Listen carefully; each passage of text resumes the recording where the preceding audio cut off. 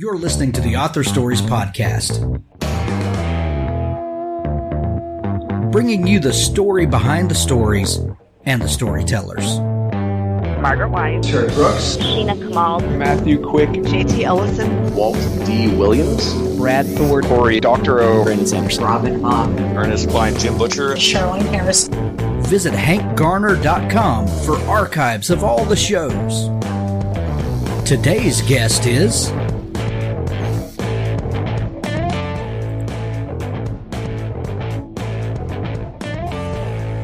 thanks for joining me again for the Author Stories Podcast, where I bring you the story behind the stories and the storytellers. Today, I am super excited to have my friend Gill Paul back on the show with us today. She has an amazing new book. It's called Jackie and Maria, a novel of Jackie Kennedy and Maria Callas. And this was such a fun book, Gill, because there's so much about these characters, or especially the character of Jackie, that I thought I knew just because I was alive during Jackie's lifetime, but there's so much that I did not know. Welcome back to the show. Oh, thank you so much for inviting me back, Hank. It's lovely to talk to you again. Yeah, You Jackie too. Kennedy, that was a big thing to take on. You know, she's a huge national icon in the States, and I'm a Brit writing about her. So that was something I had to think very carefully about at the beginning. And of course, the view that I've given of her in the book is my view. I read all the biographies and materials that I could find, and just there were certain questions that I was trying to answer about her to try and make sense of. So, for example, why did she put up with, her first husband's womanizing, the president's womanizing? Why didn't she leave him? Why did she marry Aristotle Onassis? Was it just for the money? Is she a woman who just married for money? Why did she marry Onassis knowing that her sister Lee had wanted to marry him? There were various questions that I had to come up with my own ideas about in the book, and I really enjoyed doing it. Absolutely. Well, we've got so much to talk about that book, but it's been a couple of years since you were on the show last. What has been going on in your life in the last 2 years?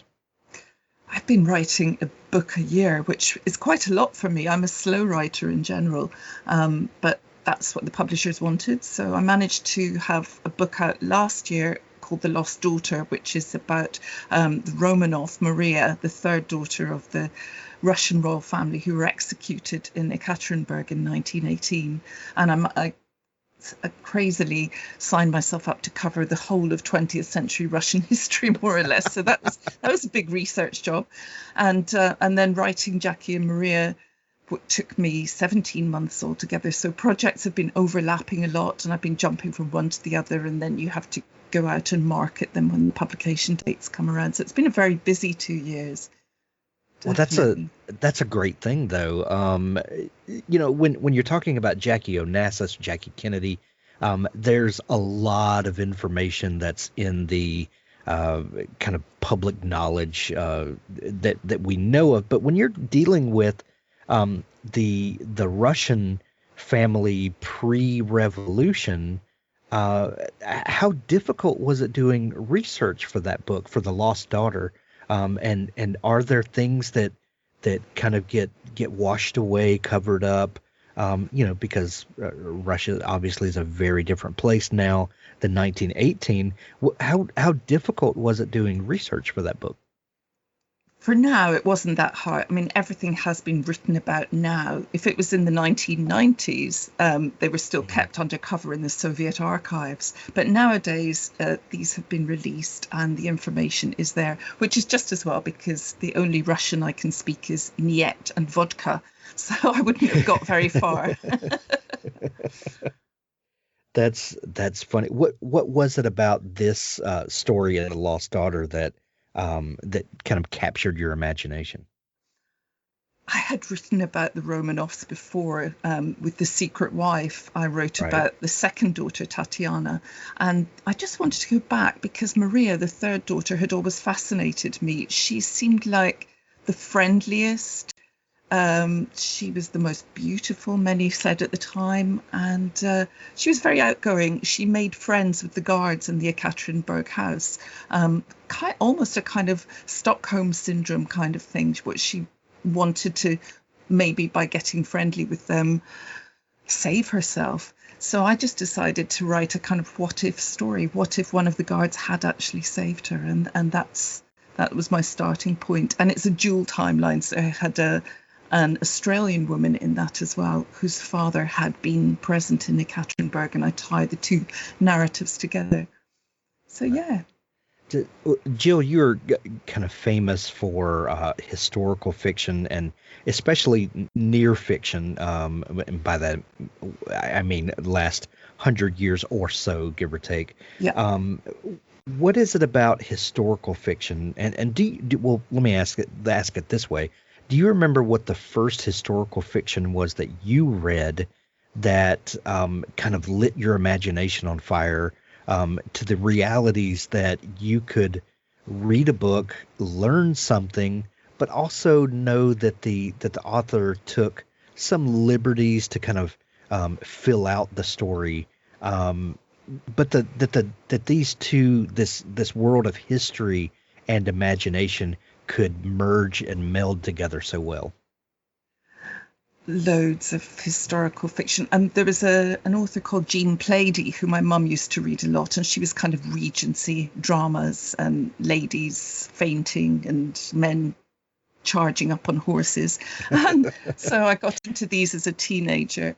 I was just thinking about this the other day. I think the first book I remember really getting under my skin was called Heidi by Johanna Spiri, and that was, I guess, historical. It was about a little orphan girl staying with her grandfather in the Swiss Alps. And it's a real tearjerker. I always like very emotional stories, I think. My mum used to call me Lady Macbeth, not because I kind of tried to persuade people to murder kings or anything like that, but just because I was a very dramatic child and I loved stories with a lot of emotion in them. And, stories of kings and queens from centuries past have masses of drama and emotion. So that was definitely where my reading led me as a teenager. You know, what's so funny is those Regency stories have such a wide appeal. I know lots of men that may not publicize this, but I promise they read Jane Austen and Regency stories a lot. And it's so funny that there's such a wide appeal for that time period and those kinds of stories. Oh, sure. And Jane Austen's somebody that you just go back and reread your whole life. And your favorite changes, I think, as well. Yeah. Yeah, absolutely. Absolutely. So after writing a book about the Russian royal family, what brought you to Jackie Kennedy? What was the thing that caught your attention and said, this needs to be looked into more? Wow. Readers tend to get in touch with me on social media and suggest ideas for my next novel, which is wonderful, and I totally encourage it. And it was actually a reader in Athens, Barbara Duca, who got in touch on Twitter and said, why don't you write about Maria Callas and Onassis and Jackie Kennedy? And I think I lit up like a pinball machine. I was like, wow, I have to do this. It's just got everything that I look for in a story. It's got really messy love affairs, people's tangled emotions. It's got a lovely, fascinating historical period. And yes, straight away I wanted to do it. And I told my American publisher, and she wanted me to do it as well. So that was that. Yeah, I know. If any readers are listening, if they've got ideas, please do send them along. And in fact, Barbara doesn't know this yet because I've just had the finished copies in and sending her one, and it's dedicated to her, even though I've never met her. But I thought it had to be dedicated to her after she came up with the idea for it. Oh, that is fantastic. That is fantastic. Barbara, if you're listening, drop us a line and show us off that dedication page. So I'm, like we said before, I'm obviously familiar with Jackie Kennedy Onassis, but Maria Callas I'm not that familiar with. I've heard the name. have vague recollections that that she was an important figure, but I don't know that much about her. Did you know about her and her story beforehand? I did. My mum was a first soprano singer. She wasn't a soloist. She sang with the Scottish National Orchestra chorus. But so I was familiar with Maria Callas, and I knew that if you ask opera experts, even now, they will say to you that she was the greatest first soprano of all time. She's got a very unusual voice, and I highly urge anybody to just Google her, listen to some clips on YouTube. It's just staggering. The breath control, the pitch, the top notes that she can reach. She's just incredible. But she had a very unhappy life. She completely drew the short straw when it came to family, badly. Her first husband was ripping her off. And then she met Onassis, her fellow Greek, and he just swept her off her feet. At the beginning, he undoubtedly wanted her as a possession. He collected famous people around him. But it's my opinion that he really fell for Maria. She was the one woman who truly loved him for himself, not for all his millions and his yachts and his Greek islands and whatever. And yeah, he wasn't very kind to her, but that's the story in the book. I mean, when I say not very kind, I'm not giving anything away when I say that she read in the press that he was marrying Jackie Kennedy, and she'd been in a relationship with him for 9 years at that point. So it was quite a shock. I think she said pretty brutal. She felt as though she'd been hit over the head with a mallet, that he was a madman. That's what she said. Yeah. Want to grow as a writer and take your writing to the next level? Give Pro Writing Aid a try. Pro Writing Aid is a grammar checker, style editor, and writing mentor in one package. Pro Writing Aid will never replace a human editor. Rather, it helps you self-edit to a deeper level so that when you send it off to an editor, they will be able to focus on the meat of your writing and not spend their time fixing basic writing issues. Pro Writing Aid is the only platform that offers world-class grammar and style checking, combined with more in-depth reports to help you strengthen your writing. Our unique combination of suggestions, articles, videos, and quizzes makes writing fun and interactive. Writing can be grammatically perfect but still feel awkward and clumsy. Pro Writing Aid searches out elements like repetitiveness, vague wording, sentence length variation, over-dependence on adverbs, passive voice, overcomplicated sentence structures, and so much more. Nothing makes a writer lose credibility faster than spelling and grammar mistakes. Submit clean, error-free writing. Go to ProWritingAid.com and use code HANK20 for 20% off of Pro Writing Aid Premium. Pro Writing Aid. Check it out today. Well, just looking at the book, first off, the American edition and the British edition, or the UK edition, have two different covers and two different titles. It's called Jackie and Maria here in the States. It's called The Second Marriage in the UK, and even the cover presentation is very different in the two. Obviously, being someone who grew up in the States, and I was born after the JFK assassination by just a few years, but so I was more familiar with Jackie Onassis than Jackie Kennedy, if you will. But everyone knew that she was the former president's wife, and there's all this history. So being an American in America, you have a certain vision of the characters of this book. But in the UK, there's these characters are kind of at a distance. They're perceived differently overseas than here.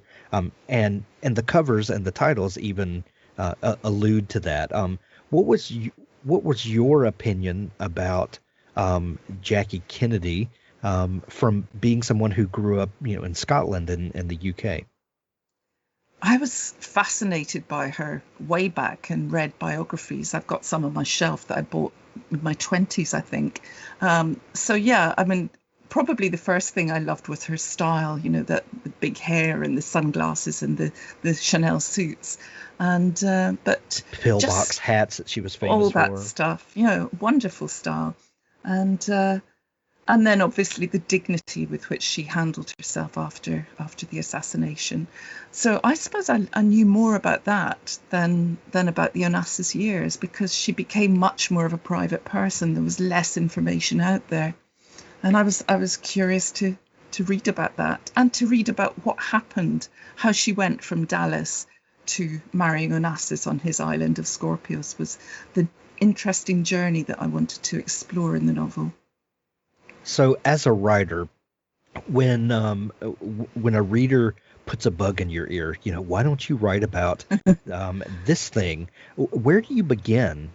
These are names that you obviously know and are vaguely familiar with, at least.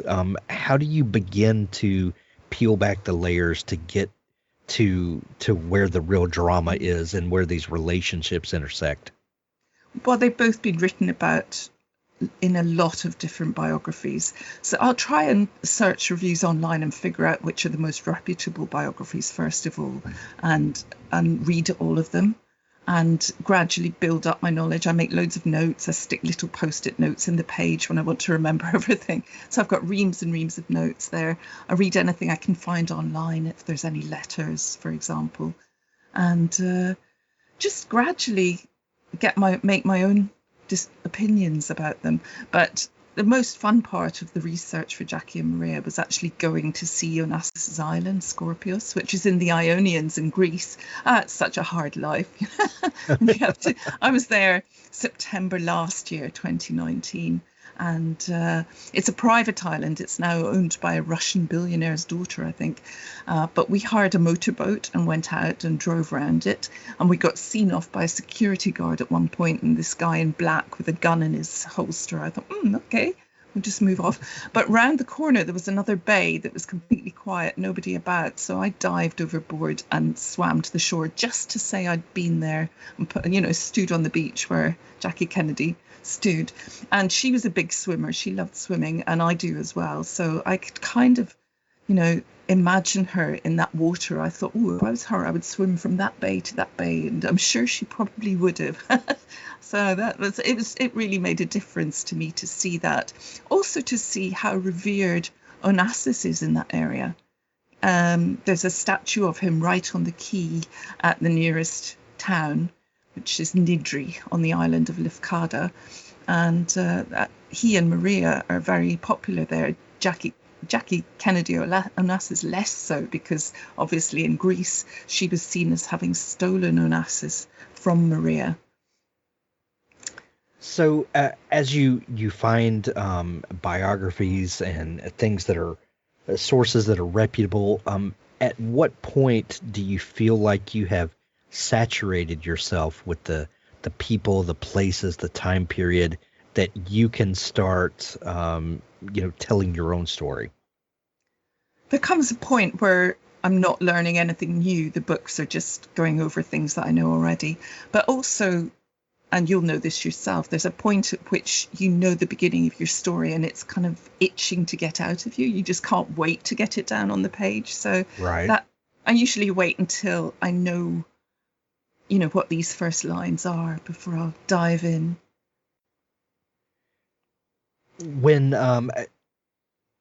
What was it about these characters and their overlapping lives? What was it about the way they intersected that let you know, okay, I know where the story is now?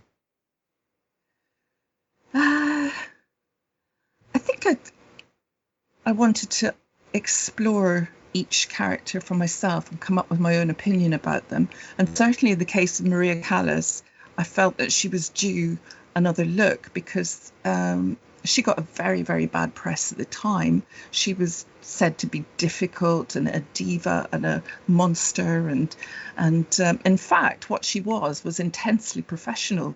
So the orchestra and the conductor has been rehearsing all day, and if she wasn't happy, she would ask for one more run through. And so that's partly where she got the reputation from. her first husband, Batista, was very fierce in his negotiations with opera houses, so that was also a problem. The press just jumped on this stereotype of her as a difficult woman and ran with it, and once that started, it's hard to stop. But also her mother, I think I mentioned that she had the short straw with families. Her mother gave an interview to a Time magazine journalist, saying how selfish she was, and she'd been injured as a 5-year-old, and she thinks that she had personality disorder from then. And it's just that kind of mud sticks. So people really perceived Maria in that way. But when I look at her, I see a woman who loved singing, loved her career, and who was very much misjudged. And I wanted to readdress that balance in my story. I also wondered what Jackie Kennedy thought about the fact, because she will have known that Onassis was with Maria. And Right. what was she thinking when she started, letting this man buy her dinner and inviting her onto his yacht, the Christina? About what did she feel about the morality of dating somebody who already had a long-term lover? It was interesting to me, but of course Jackie in those years was very, very much still in shock from this incredibly awful thing that happened to her, sitting beside her husband in the car in Dallas. So I'm not sure she was making the smartest decisions all the time. And I've told the story in the novel 2 chapters about, so you'll see it from Maria's point of view and then from Jackie's as their lives begin to overlap a bit more closely and they get up to the Scorpios years. Noveler is the best way to write a novel. Why? Quite simply because we've made it the easiest place to do it. Writing a novel is hard enough. Noveler takes care of all the logistical bits of writing a novel, just leaving that small matter of the words to you. It's a clean, beautiful writing interface with writing analytics, goals and streaks, advanced grammar checking, version control, day, evening, and night modes, and many other features designed to take all the stress out of writing. Tell us what you need and we'll build it. Together we'll build a better tool. With a design-led approach, all the right tools that you need, Noveler saves all your words constantly, allows you to manage and order your novel easily. It's accessible from any device, desktop or mobile. It syncs to Google Drive and Dropbox. It allows exports in various formats, including ebook and more. It also has nice touches like allowing you to write both offline and online, unique for a web-based platform. Everyone needs help with their writing, from inspiration through to grammar checking, so we're doing our best to provide that support. We integrate that support directly into Noveler. Our advanced grammar checker powered by Pro Writing Aid does everything from spell check to style advice. Our writing courses include the incredible Tim Clare's Couch to ADK. We're really excited to offer all Author Stories listeners 30% off Noveler for a whole year. And it doesn't matter if you choose to sign up for the monthly or annual plan. You'll get 30% off. All you need to do is use the discount code HANK when you sign up. Noveler, Novlr. That's noveler.org. Well, the book is obviously about Jackie and Maria, as the title tells us. But the third person in this is Aristotle Onassis, which we've mentioned several times. How did you use him in the story as kind of the linchpin that, we go back and forth between Jackie and Maria, and what role did he play in your eyes? It'd be interesting to see how readers react to him, because, obviously we're now in a generation where we would not put up with the kind of behavior that he had towards women. But he was, of his era, not by any shot the worst womanizer of the 1950s and 60s. With him, it was very much about wanting status. He hadn't got on with his father when he was younger. He went off and made his own fortune in South America, in fact. And it feels in a way, and I have Maria say this to him at some point in the novel, that it's as if you're still trying to prove yourself to your father, because he had to be the best at everything. He had to have the best bottle of champagne. He had to stay in the best hotels and eat in the best restaurants. And he also wanted the best women he could possibly get. So at first that was Maria, but then Jackie Kennedy offered a bigger prize. But I see him as a very tragic figure. I think he made huge mistakes in that respect. He lost the woman that loved him the most, and died lonely because of it. So That he really is a tragic figure, isn't he? Kind of captive by all of the trappings of his life, which is which is kind of bizarre to say, that someone that wealthy and that prestigious and whatever could be a captive of anything, but it really is. There's a weird thing that comes with fame and fortune, that the more you get, the less you're able to be free. It's really a great exploration of that. interesting. I mean, I respect many things about him. He was self-made. He arrived in Buenos Aires with just a few dollars in his pocket, and he worked about 4 different jobs around the clock and just looking out for opportunities. He started out by importing Turkish cigarettes into South America, and then he saw that during the First World War, and a tanker had been sunk in the harbour at Montevideo, and he got costs and persuaded a shipyard to raise it, to do it up, refurbish it, and he had the first of his great big shipping fleet that he built up, and he was in his early 20s. I'm like, wow, that's pretty good. He also did some other things, made money from whaling, which I don't approve of, but he was of his era an enormously successful businessman. Seemingly, he was incredible at mental arithmetic. He could do huge sums in his head for the snap of the fingers. So that must have helped. That definitely must have helped. So, Jill, when you're looking at the historical timeline of these characters that you've chosen, and you get an idea of how they're going to overlap and all that, and we know so much about the public events that shape these people's lives and fortunes, or at least that we know of. How do you choose where the reality of history is, and then choose the places where you'll embellish a little bit to fill out the fiction part of historical fiction, and how, as a historical fiction author, how do you balance those two so that you deliver a true to history book that is free to explore the things that we don't know? I mean, this is the absolute key to what I do, is selecting any true scenes that will take the narrative forwards, but leaving out everything else so it doesn't all get in the way, doesn't get cluttered up. Because ultimately this is a novel, and I want it to have a story shape with a beginning and a middle and an ending. And anything that doesn't contribute towards the story that I'm trying to tell doesn't have a place in it. And then once I've selected all the events that I'm going to include, I made this little plan, because I've got the 2 stories going on. So 1963, Maria's doing this, Jackie's doing that, and I try to get the stories reflecting on each other to an extent and moving seamlessly from one to the next. So if you stop one chapter at one place, the next takes up at somewhere similar, which is really complicated. I had this huge, I'm sure there's software, in fact I think maybe Scrivener or something like that, but I'm a very low-tech person, so I made a kind of arts and crafts style, cutting up bits of paper and stapling them together to make my plan for the novel. And sometimes, in a few instances, I had to move an event around. For example, Jack and Jackie had visited Onassis' yacht in 1954, but I didn't start my story until 1957, so I had to move that event to 1958, because obviously I had to have it in. That's the first time Jackie met Onassis. It had to be in the novel.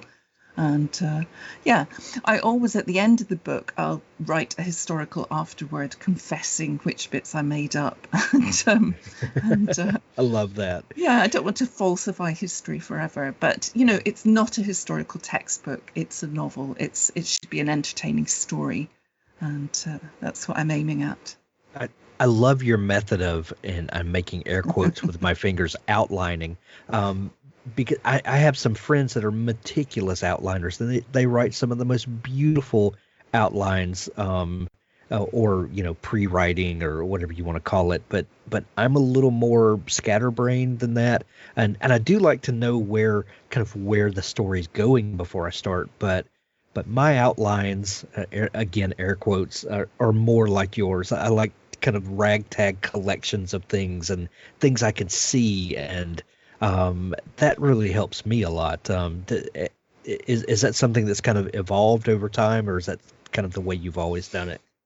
It's the first time I've made a kind of stapled together plan like the Jackie and Maria one, because I was trying to get two different real life stories to dovetail, I had to force it into place sometimes.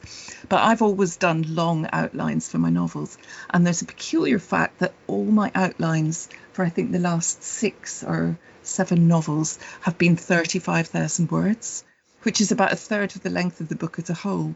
And that outline will include chapter by chapter what's going to happen. It won't have the dialogue, it won't have the descriptions of scenes, but I will have figured out what's going to happen in each chapter. And I don't start writing the whole book, line 1 of the whole book, until I've got that outline. And I'll also show that outline to my publisher and agent and maybe a couple of other readers as well, to get some feedback at that stage. So I think it's maybe more cowardly doing it this way. I'm not taking the risk of just diving in the way I know some people do. They know a beginning, they know roughly where they're going, and they just dive in and see what happens. I did that with my first ever novel way back, and I ended up having to rewrite a million times, and I always felt it was a bit baggier than it should have been because of that. So I think this is just what suits me, is planning it really carefully. I like that, and there's nothing wrong with that at all. That's everyone has their own process, and I love hearing everyone's process. Sure. Gill, before we started recording, you and I were talking a little bit about COVID and what that has meant for us in particular. But I've been asking some people that I've talked to lately, what this time and the realities of this disease have meant for them and their creative process personally. Writers are interesting people. We spend a lot of time, a lot of us at home in a home office or something, writing and doing the preparation for writing with just us and our notebook or computer or whatever it is. And I know that you have recently sped up your writing and publishing process. So what has this year meant for you? As I was saying, first of all, I got a mild dose of COVID back in March, which was quite scary, but I was really, really lucky that after 7 days I recovered from that. And at the time, I was in the middle of a novel that just wasn't working. I couldn't decide. I knew what the middle and the ending were, but I couldn't get the beginning. So, and I tried 6 different beginnings to make it work. And finally, lockdown gave me the peace and quiet to sit and rewrite it from a completely different beginning in a completely different way. And I got that novel to the place it was meant to be over the 3-4 months of lockdown. So that was a huge relief. But, just not having the distraction of going out and seeing lots of people gave me the space and the headspace that I needed to sort out that particular problem. So that was good. The downside of that for me was that the pond where I normally swim every day was closed. We weren't allowed to go there because of the risk of infecting other people. It's only just recently reopened, and we now have to book time slots. We have to book our slots in like a week in advance, which is really hard because I used to just wander up there whenever I reached a point in my story that I didn't know where I was going next. I would go and have a swim and then come back. So you can't do that anymore. But I've also been volunteering to help people around here who haven't been able to get out of home. And that's a real leveler, because I realised how lucky I was that I had a job that I could continue, that I have someone at home, I've got company. There's a lot of people who've had a much harder time than me, who've been on their own, who've been much sicker. So it's been a strange old year. And, okay, I've had to cancel a holiday. That doesn't compare with what other people have had to go through. It's interesting. It's had some upsides for me in that I've got the novel fixed, and then downsides as well in terms of just human companionship and parties. I'm not able to have a launch party at the moment. It's the first novel I've never had a launch party for. It's a very strange year, but hopefully with new books coming out like Jackie and Maria, which came out yesterday when people are hearing this, hopefully people are filling some of this this downtime and some of the feelings of isolation with a good book and with authors that we've come to love. Gill, what are you working on now? And because I know you working ahead of time a year. Have you finished that manuscript, and will that be your next book coming out? I have, and I'm waiting for the edits to come back. So I don't know what they're going to be like. It's a story that's set partly in the 1920s, and then it visits the same woman in the 1970s, looking back on her life and what the events of the 1920s, the way that changed her. So it's a kind of loose. I can't really say much more about it at the moment, but I'm waiting for the edits, and that will be coming out in fall 2021, I hope. Nice. And I'm already thinking ahead to lots of different ideas of what the next one might be. But as I said earlier, if any readers have got suggestions, they should get in touch. That's fantastic. Please come back next year when that next book comes out, and let's talk about it, and let's look back on the year of COVID, and hopefully we'll have much better news to share. Oh, absolutely. Yeah. Well, the new book is Jackie and Maria, a novel of Jackie Kennedy and Maria Callas, or if you are in the UK, it's called The Second Marriage, and we've got links to it in the show notes of this episode where you can grab a paperback or Kindle edition or audiobook, however you like to consume books. You can get it either way. Gill, please tell people where they can find you if they want to connect with you and dig into all the great stuff that you do. I've got a website, gillpaul.com. I'm on Twitter as Gill Paul Author, Gill Paul Author on Facebook, and I think it's Gill.Paul1 on Instagram, but that might be wrong. Sorry. And that's Gill with a J. With a G. Gill with a G, yes. Yes, Gill with a G. And we'll put links to all that in the show notes to make it easy for people to find you and connect with you. Gill, always fun to talk with you. Thank you so much for taking time to come back on the show. Oh, it's been wonderful. You have such great questions. It's always a pleasure. Thank you very much. Scribophile is a respectful online writing workshop and writers community. Writers of all skill levels join to improve each other's work with thoughtful critiques and by sharing their writing experiences. We're the writing group to join if you want to find beta readers, get the best feedback around, learn how to get published, and be a part of the friendliest and most successful writing workshop online. Improve your writing by receiving detailed critiques. Learn from a vast collection of free writing resources. Make lifelong friends in our busy community of writers. Writing is a solitary art, but that doesn't mean you have to be lonely. Lucky for you, there are thousands of writers on Scribophile every day, and we're a really friendly bunch. You've never seen a writing group like this one? Join Scribophile today at scribophile.community.